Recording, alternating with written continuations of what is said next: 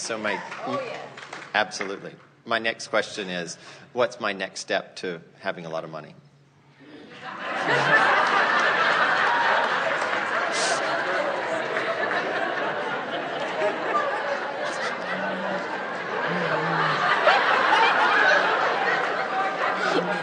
Hopefully you'll marry someone really rich.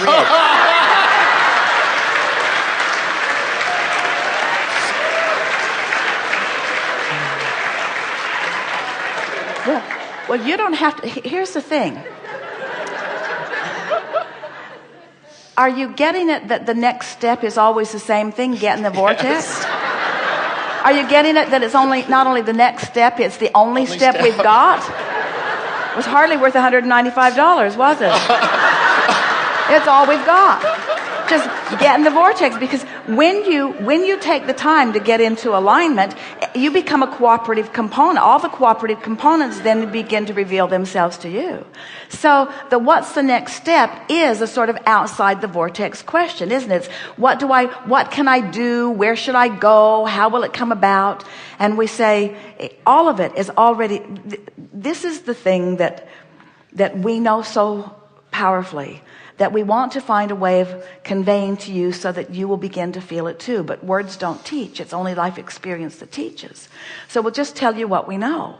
That all of the opportunities and interests and rendezvous points, they're already there. You just have to get in there and stay there long enough that you become a translator into action of what is there. We're going to take this to a new place, so stay with us just for a little bit. The thing that you like about this action world, this tangible world, this manifested world, is that you can translate it visually and auditorily. So when you walk into a room, if there's someone there, you see them and you can observe them, you can take them in, you can acknowledge them, you can converse with them, you could touch them, you could even lick them if they would let you. In other words, you can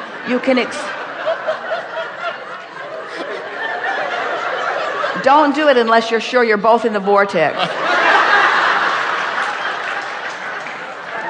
But there is a satisfying experience in the tactile tangibleness of this manifested world. And so when we talk about this vortex, this vibrational reality, we know it feels like well, Abraham just wants us to go sit on a cloud somewhere, or it feels like we're trying to get you to distract yourself from reality and just be a feeling person. And while that is the first step, it is our promise to you that once you begin hanging around in this vibrational state of being, in alignment with who you are, your ability to see and hear and smell and taste and touch from inside the vortex becomes as tactile as this manifested world. And you begin living what we are calling real time, where the whole of you is experiencing this physical experience. It's not accurate for us to say that mostly physical is outside the vortex and mostly non-physical is inside the vortex, because it is absolutely possible to be physically focused and be predominantly in the vortex. And the younger you are, the more you know that possibility and the more you resent every moment that you're not. In other words, that's why you take it so hard when you're not, because you still have that cellular memory even that things are supposed to go well for you and that you're supposed to feel good. So what we're wanting to convince you of is that this vibrational state of being will become as vivid and as real and as touchable and hearable and seeable and smellable and tasteable as anything that you know in your physical manifested world. It will manifest. In other words, things do manifest in the vortex. That's what we're wanting to say to you. You can make things manifest. You can allow things to manifest. They're already in the vortex and they are not yet manifested because, they're not yet manifested because you're not yet there to translate them into the manifestation.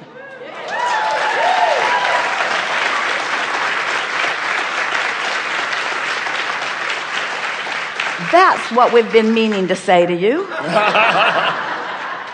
So when you practice being in the vortex and you practice until it just feels good to be in there, then you begin translating through your physical senses into manifestation all of those wonderful things that you want, because you have trained yourself through meditation, through appreciation, through compliments, through scripting, through feeling good. You've trained yourself into the vibrational frequency of all of those cooperative components, and then you must awaken to them. They must reveal themselves to you.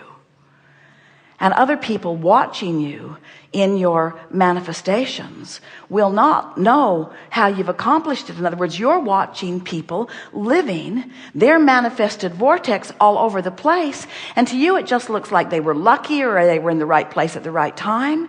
You have no way of knowing what they accomplished or how they did it vibrationally. Sometimes they're just born into a family that thinks that way, so they think that way early on.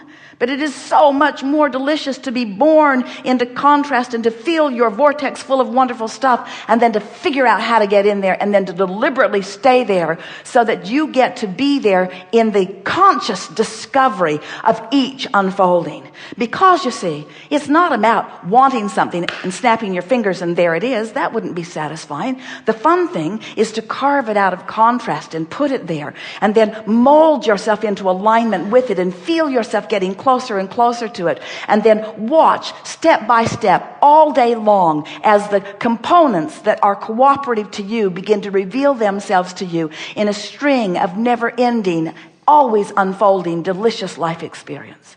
It just does not get any better than being physically focused and consciously understanding what creation is all about.